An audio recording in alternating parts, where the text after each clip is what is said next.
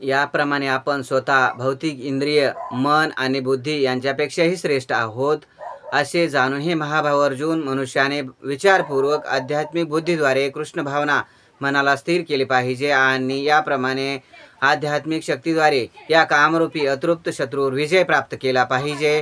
तात्पर्य: श्रीमद भगवद्गीतेचा हा 3रा अध्याय निश्चितपणे कृष्ण भावनेकडे निर्देश देताना सांगतो की मनुष्याने निर्विशेष शून्यवाद हे अंतिम ध्येय न मानता भगवंताच्या शाश्वत सेवकरूपी स्वतःचे स्वरूप जाणले पाहिजे। जीवनाच्या भौतिक अस्तित्वामध्ये मनुष्य निश्चितपणे कामप्रवृत्ती आणि भौतिक प्रवृत्तीच्या साधनावर स्वामित्व गाजविण्याच्या इच्छेने प्रभावित होतो।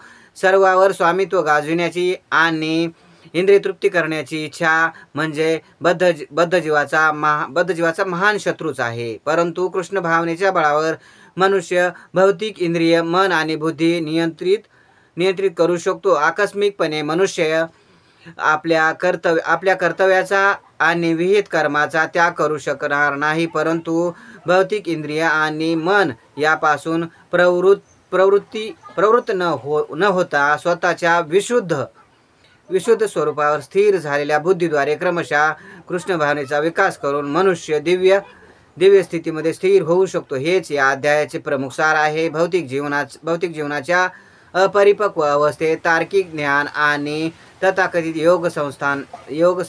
योग साधनांच्या सहाय्याने इंद्रिय नियमन करण्याचे कृत्रिम प्रयत्न मनुष्याला कधीच आध्यात्मिक जीवनामध्ये सहाय्यक ठरू शकत नाहीत।